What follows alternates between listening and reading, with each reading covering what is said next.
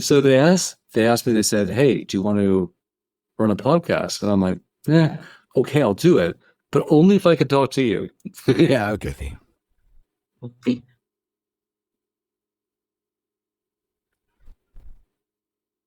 We're talking today to Jonathon Brown from. You can tell them who you are. Sure. I'm Jonathon Brown. I'm Chief Growth Officer at Trend Hunter.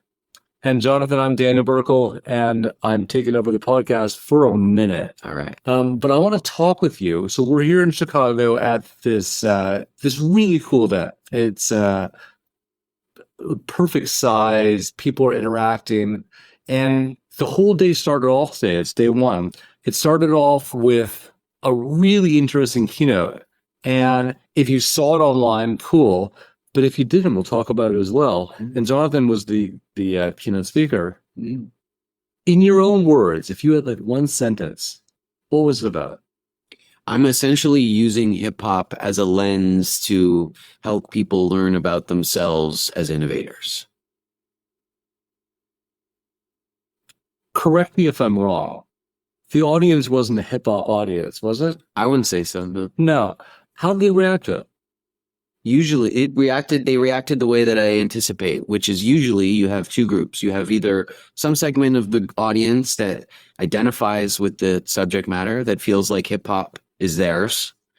And then you have a portion of the audience that doesn't have any connection or feeling of connection to hip hop. And so the first group are the ones that are nodding along and like really enthusiastic. Visually, I can see that. The second group are arguably more satisfying for me because the journey they go on to the aha is a lot more substantial.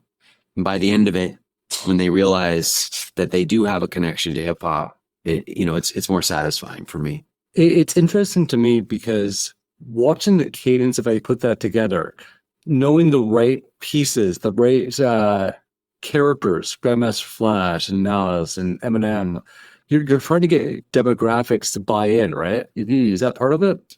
I think there's a challenge in the sense that there's so many stories that you could tell, that to curate the ones that hit the best and have the best arcs is a challenge. I could probably find different versions of that same keynote with different versions of stories to hit each one. So yeah, there is purposeful inclusions there for different elements. As an audience member, I was absolutely amazed at how people bought in. When it started off, they announced what the topic was. You came on, you gave a little spiel, who you were and what you do. But then I watched the audience members all kind of realize, wait a second, this isn't a hip hop presentation. Mm-hmm. It's a insights innovation. Am I correct in saying that? Is it? Yeah, that's the intention, right? I'm just bringing a perspective to a subject matter that people, care about in this particular context, but purposefully doing it in a provocative way that should be memorable and at least make them read the title and say, I need to at least see what that session is about. Do you find it easier or more difficult to speak about a topic like this, in a style like this, knowing how much you have personal impact from the music, from the culture? So do I find it easy to speak about it? With this audience, yeah. Well, what I'll say is that it took me a little while in my speaking career to figure out that my perspective is my superpower and to lean into providing a divergent perspective. Early, like many of us, we try to a degree, assimilate to the corporate cultures or the norms and kind of the middle of everything that you think is the way that it's going to make it digestible. And over the years, as I've gotten more experience and kind of realized why I'm brought in any given situation, I've been able to have more confidence in leaning into what my perspective is. In the presentation, you talked about various archetypes. And do you want to give a brief overview of what those were? Yeah, absolutely. So we have a framework, a hunter-farmer framework, where we think about innovators as embodying, some of the hunter instincts and some of the farmer instincts, right? So farmer instinct, an example would be something like consistency or loyalty, and a hunter instinct would be something like willing to destroy or insatiable. And there's three on this side and three on this side, and the idea is that all of us embody these to some degree, but some of us are more to one side than the other. And there's a double-edged sword to all of them. So for me, my primary trait is that I'm willing to destroy, and this comes from our innovation assessment. And the flip side to that is that I'm also reckless, or I could be perceived as, or in times I might be reckless in that I maybe don't include all the necessary stakeholders, right? I'm action-oriented. I'm willing to destroy the way that things have been. And there's a double-edged sword to that. So kind of embodying your superpower, but also being conscious of what the double-edged sword to that is, so that you can also curb that weakness, is really the essence of the framework and the point of why we built this innovation assessment. And then this keynote is essentially a flip on those archetypes and those characteristics to kind of demonstrate their validity in a different context. Is there any of those archetypes you identify with directly? So, well, my archetype is an ambitious visionary, which sounds kind of douchey when I say it, but on a card, it looks kind of cool. Yeah, totally. But I'm willing to destroy, and I'm curious. Those are my two primary traits. So if I recall watching it, there was like DJ, producer. Right. What does that map onto in terms of hip hop? Yeah. So willing to destroy would be the graffiti artist. Yeah. Right. That's pretty much on the nose, kind of example. And then curious is the producer. Right. So the curiosity of the producer to find, digging in the crates and finding the one sliver of an instrument that they're going to use, in their new beat. And then, of course, the willingness to destroy of the graffiti artist who will, tag the side of a subway car or, take over the side of a storefront or something like that with their art. So even though this is a podcast, and I know we're on a camera, but it's audio, right? I can see your eyes looking at me. You get this stuff. You're in. This is your topic, right? Totally. How did you make the jump from? I know you talked about this in the presentation.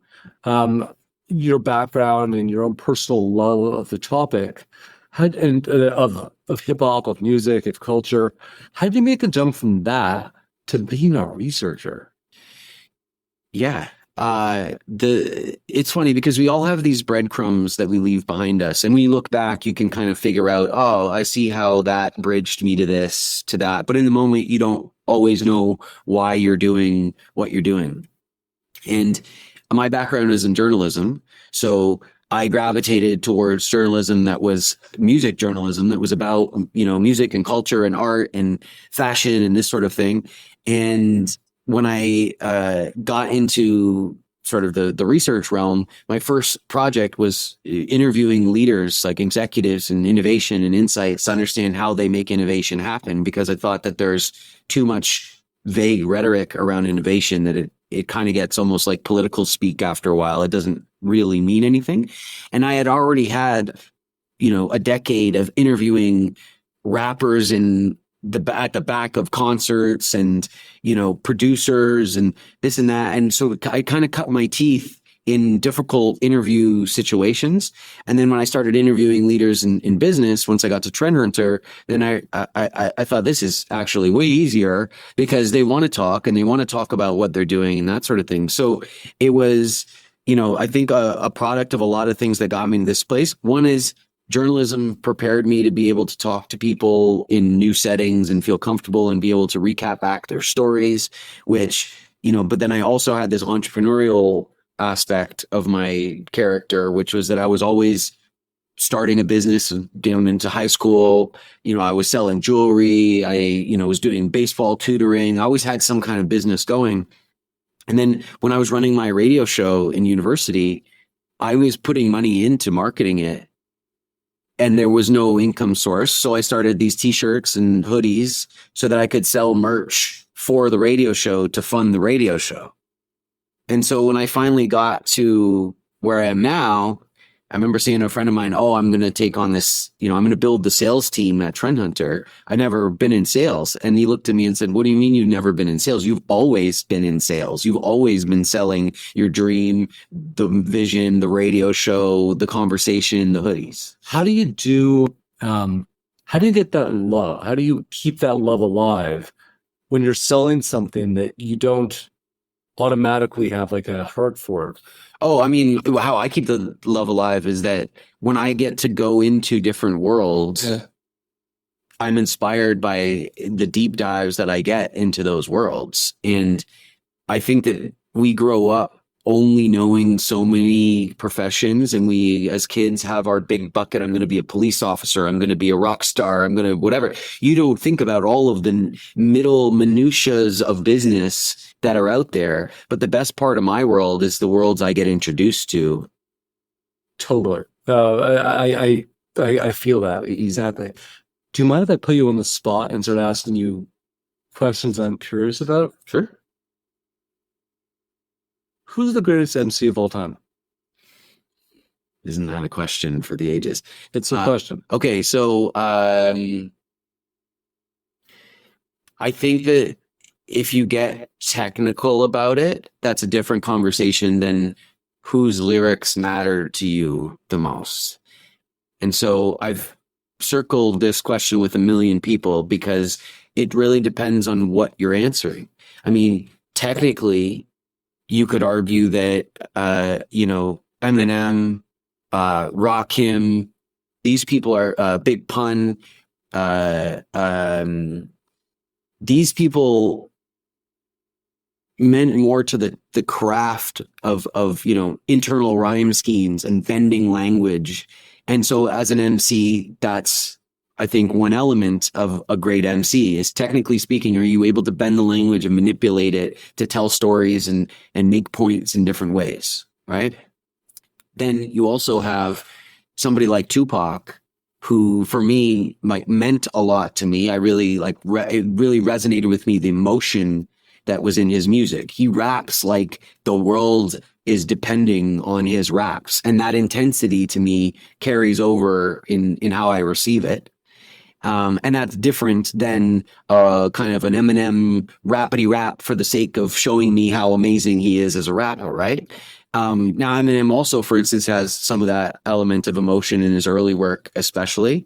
And then I think that, you're playing with just what are your criteria for the greatest MC? It's a loaded question. Yeah. I asked you gave me an answer much better than I thought I would ever hear. Like, I love the layers of dimensionality to that answer. Okay, so let me rephrase it then. Who, it could be any of the characters within that world, right? So it can be MC, producer. Who got you into this field? Not this field, into this genre. Well, I started, so my origin story is that I changed schools in the middle of grade school. I went to a new school. I walked onto the schoolyard for the first time. This kid named Billy approached me. Good old Billy. Good old boy. And he said, hey, are you new here? And I said, yeah. He said, hey, I'm Billy. It's cool. He's like, well, those guys over there, and he points to these 3-4 guys, they listen to rock. Those guys, those are my friends. We listen to hip hop. What kind of music do you listen to? And I was like, I just know I don't like country because my mom listens to country. And how old were you? I'm 10. Yeah, okay. 10, 11. I said, I just know I don't like country because that's what my mom listens to. But otherwise, I'm kind of not yet formed in my musical identity at that time. She said, all right, well, want to come play basketball? I said, sure. So I'm going to play basketball. And then they slowly introduced me. And so this is the 96, 97, somewhere in there. So this is like Tupac has died, Biggie's died. So those are the two, like Biggie and Tupac became, yeah. And then Eminem, early Eminem hits right after that. My Name Is and all of that. And that was like, for me at that age, shock rap was the funnest thing to listen to, all the stuff that you're not supposed to listen to and the things that are being said that you shouldn't be hearing and all of that was that adolescence kind of idea. But I think Tupac and Biggie were the first ones that I really got deep into. And admittedly, I just missed the wave. So they had just died when I caught that. So I went back. And I remember when Tupac died, but I didn't really know his music at that time. Because you were 9. Yeah. Interesting. Mhm. You can see the wheels in my head turning. I'm trying to figure out. Okay. What if you were to give a tip? Mhm. You mentioned a bunch of tips in your presentation Mhm. in the keynote. If you were to give it, most of the people listening to this are in the research field, Mhm. innovation field, etc. Mhm. If you had to give it one tip Mhm. on what someone can do to maximize their value Mm. in their craft, what would it be? I would, my number one tip to everybody is to take stock of the transferable skills that you have and not anchor yourself in the identity of the job title that you have. Because you might be a researcher right now, but what does that allow you to be next? Would be my tip to them. Education, in my opinion, and even our employers to a large degree are not great at helping us find the dotted lines between what we can do or what we do now and what we can do in the future. In school, if you go to university for something, then they tell you that what the options are relative to what you're studying to be. When I was in school for journalism, you know what they tell you? There's no jobs in journalism. And if you get one, you're going to get paid poorly. But they didn't tell me that all of these skills that I built up could help me on stages, could help me in sales conversations, could help me in relationship building. So that'd be my tip to everybody is take stock of the transferable skills that you have. You might just be applying them in a certain context now, but that doesn't mean that that's what you are. This event happens to be in Chicago, right? A city with so much, so much, so much. Mhm. When you think of Chicago, I know when I fly to a city, I always have a soundtrack in my head. What's the soundtrack of Chicago? Ferris Bueller's Day Off is what I think. Interesting. Yeah, I think of like Donkashane and Trailers and all that from that whole. Right outside the window. Yeah, that's right. That's right. That's what I think of. Okay. Yeah. I was trying to pull that into more of a hip hop space, but Oh well, yeah. Chicago. I mean, Chicago from a hip hop point of view is a tumultuous scene. I mean, because it's so violent and it's so right up against the streets. So it's its own beast altogether. But yeah, I mean, Kanye West is from Chicago. I think Lupe Fiasco is from Chicago as well. He's incredible. I've listened to if anybody out there hasn't heard The Cool, they should go listen to Lupe Fiasco, The Cool. It's an incredible concept of an album. And then you have like the newer wave of Lil Durk and Chief Keef and these folks from Chicago as well. I put you on the spot and I apologize. I'm out with the questions I was going to ask you. Sure. Is there anything I'm not asking you think I should be asking you? Is there anything you want to get across? Anything? No, I think that's it. I mean, those are the main points. Yeah. It's been a fun time here, hasn't it? It has. Yeah, absolutely. You've got things started off on a really awesome note. And I'm looking forward to seeing how the rest of this event plays out. Oh, well, thank you so much for having me. Okay, thanks, Matt. Cheers.